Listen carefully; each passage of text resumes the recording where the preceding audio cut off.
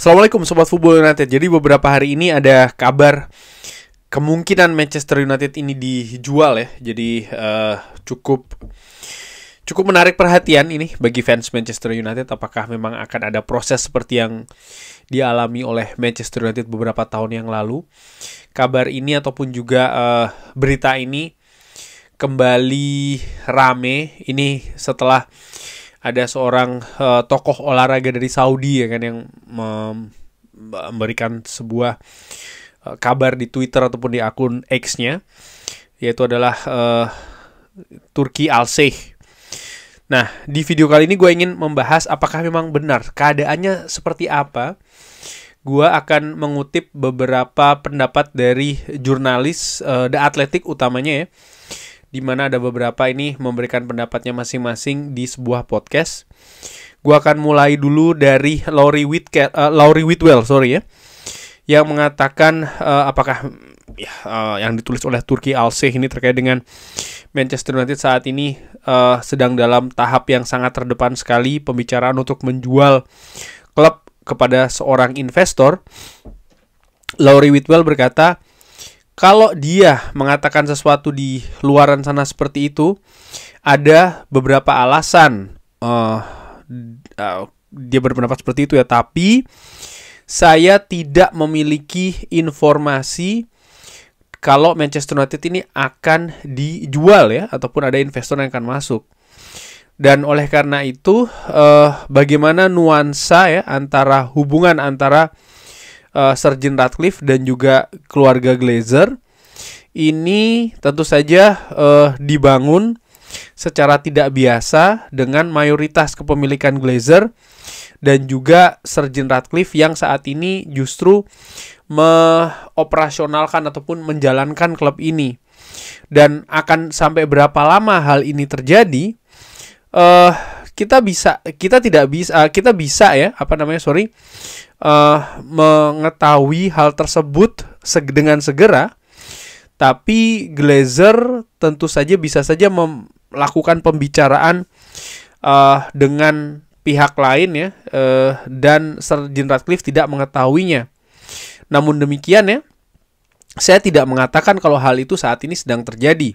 Saya tidak memiliki informasi terkait dengan hal tersebut.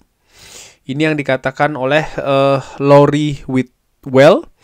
Bahkan Laurie Whitwell juga mengatakan kalau dia ini sempat menghubungi Turki Al-Sheikh ya, mengirim DM dan untuk mengklarifikasi kira-kira apa yang dimaksud, tapi tidak mendapatkan informasi dari yang bersangkutan. Ini yang dikatakan oleh Laurie Whitwell. Sementara Andy Mitten ini juga memiliki pendapat yang kurang lebih sama. Saya tidak memiliki bukti kalau ada investasi ya. Dan ini mungkin saya sedikit skeptical karena saya melihat beberapa orang sebelumnya ya berkata kalau ini bukan hal yang betul sebenarnya ataupun yang mendekati kebenaran. Saya hanya berkata apa yang saya dengar. Dan ketika mereka menyadari bagaimana hal ini sebenarnya ya agak sedikit kacau gitu ya, karena hal-hal yang mereka katakan kurang lebih seperti itu yang dikatakan. Dan yang menarik juga ya, dari perspektif Manchester United yang ditambahkan oleh Andy Mitten, Glazer ini sepertinya tidak akan melakukan pergerakan tanpa menginformasikan jurnalis ataupun juga media. Dan kalau gue lihat dari rekam jejak Glazer, ya nampaknya ini betul.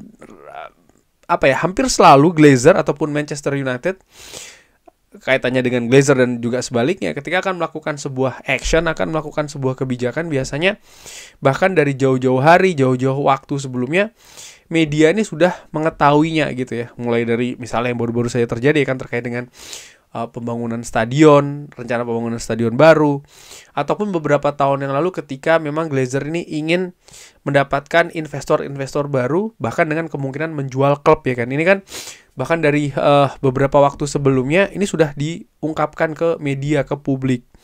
Jadi ini juga yang dijadikan patokan oleh Andy Mitten, dan gue sepakat sih ya dengan hal tersebut. Dari situ ya gue berusaha juga mengumpulkan informasi yang lain karena kurang lebih kesimpulannya hampir sama ya, disebutkan juga oleh Laurie Whitwell. Apakah memang akan ada hal misalnya menjual klub Manchester United dilakukan oleh Glazer? Ya, ini disebutkan juga bahwa bulan Februari tahun 2027 ini merupakan sebuah tanggal yang juga penting karena kalau pada saat itu kurang lebih ya akan dijual atau seperti apa, saat ini perhitungannya saham dari Manchester United ini dari sisi INEOS ini dihargai 33 dolar per saham atau bahkan lebih. Jadi kalau ada yang ingin membeli ya INEOS tentu saja menginginkan juga angka di sekitar 33 dolar per saham. Kurang lebih seperti itu. Gua kalau ada yang salah, ada yang kurang lengkap, tolong dilengkapi di kolom komentar ya, Sobat Football United.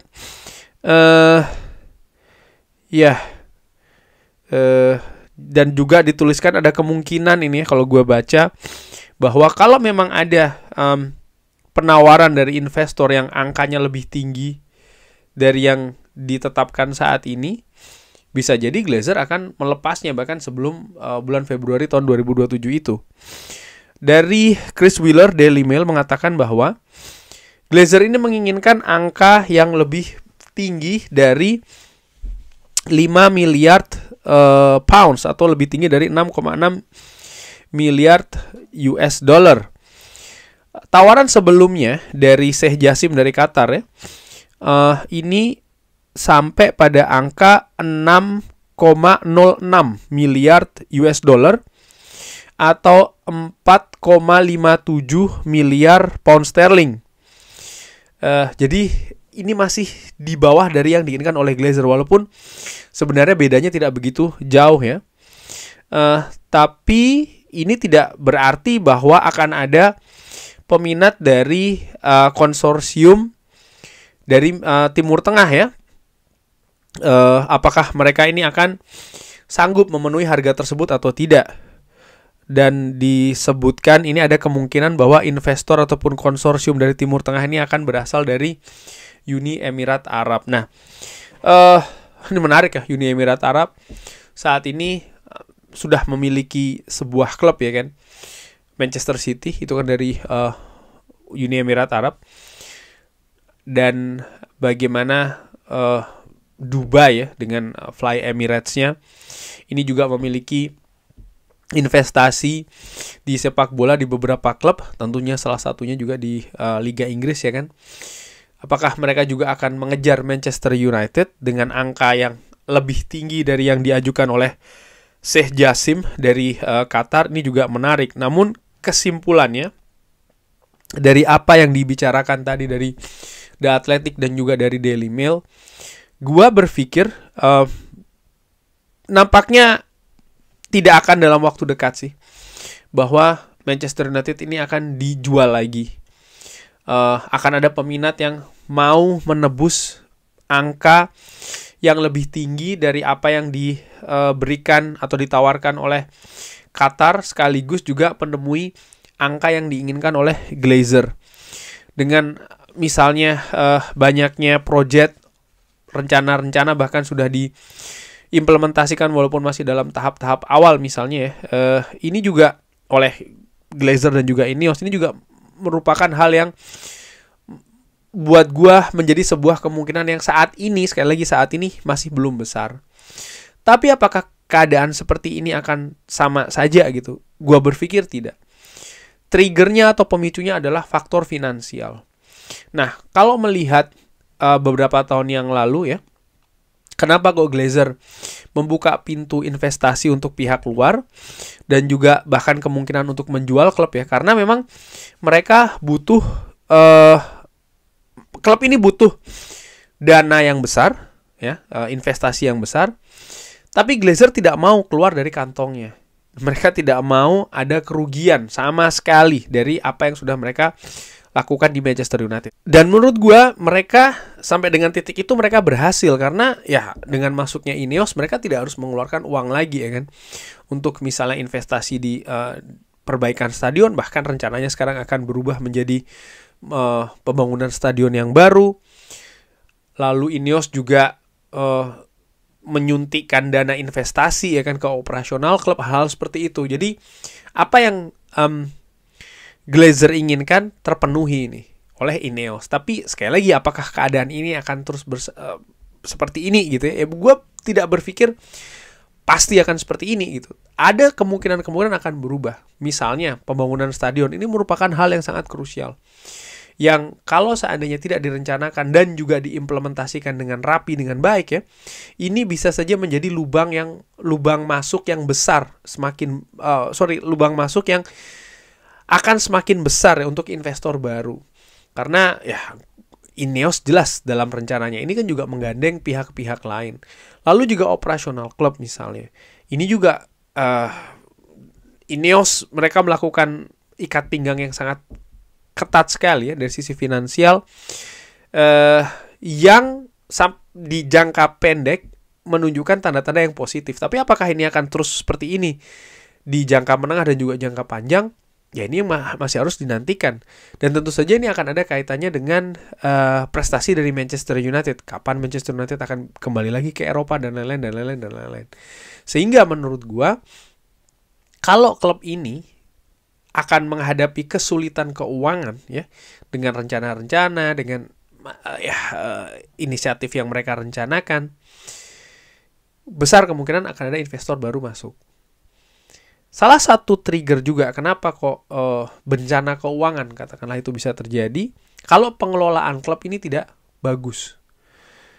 Nah ini menarik ya, bahwa sebenarnya ada pihak lain juga, ada beberapa artikel atau beberapa pembahasan yang gue ikuti bahwa mengatakan kalau Manchester United ini sebenarnya tidak butuh banget investor ataupun pemilik yang mau berinvestasi dengan uang yang besar gitu ya, menyuntikkan dana dan segala macam.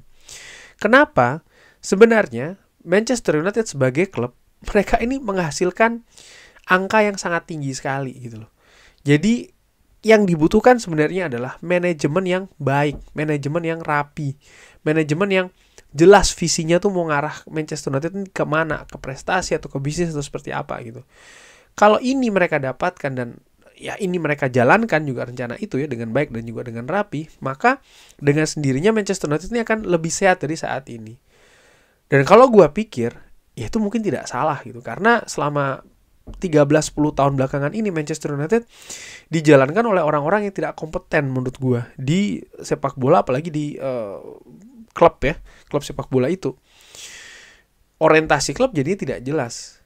Ditambah lagi sang pemilik sangat kikir, tidak mau berinvestasi, tapi justru menguras keuntungan klub terus. Nah ini kan jadi permasalahan juga. Nah kalau seandainya sekali lagi ya Manchester United katakanlah dengan pemilik seperti ini tapi bisa dikelola dengan lebih baik ya, setidaknya kerusakan yang terjadi katakanlah seperti itu tidak akan terlalu besar dan melebar seperti yang sekarang terjadi di Manchester United. Kali ini Ineos mereka berusaha nih ya, dengan kemampuannya, dengan pengalamannya, menjalankan operasional klub yang berbeda dari yang sebelumnya. Tapi kita lihat akan seperti apa. Balik lagi ya, sebelum gue akhiri video ini, kesimpulannya menurut gue sih, ya belum akan terjadi dalam waktu dekat. Kemungkinan itu tetap ada, tapi belum akan terjadi dalam waktu dekat. Manchester United dijual kembali. Bagaimana menurut Sobat Football United? Seperti biasa silahkan drop di kolom komen. Terima kasih sudah menyaksikan. Oh ya, sekali gue tambahkan sebelum gue akhiri. Kalau seandainya memang ada investor masuk lagi, pemilik baru apalagi beralih gitu, apa yang sudah direncanakan, dijalankan, ini akan berubah lagi. Di mana berubahnya? Mungkin di segalanya. Ibarat sebuah perusahaan ya yang berpindah ke kepemilikannya, tentu saja pemilik yang baru akan memiliki rencana baru, akan memiliki visi yang baru. Semuanya akan balik lagi ke titik nol. Rencana pembuatan stadion baru misalnya ini bisa jadi akan berubah, sampai dengan klub, sampai dengan squad di klub maksud gue situ. Manajemen klub akan berubah. Dan nanti akan terus sampai ke bawah. Head coach, manager juga akan berubah. Squad juga akan berubah. Segalanya akan mulai lagi dari nol. Itu merupakan sebuah konsekuensi menurut gue. Tapi balik lagi, bagaimana menurut Sobat Football United? Seperti biasa silahkan drop di kolom komen. Terima kasih sudah menyaksikan. Jangan lupa like, sholat, dan juga subscribe. Wassalamualaikum warahmatullahi wabarakatuh. Thank you.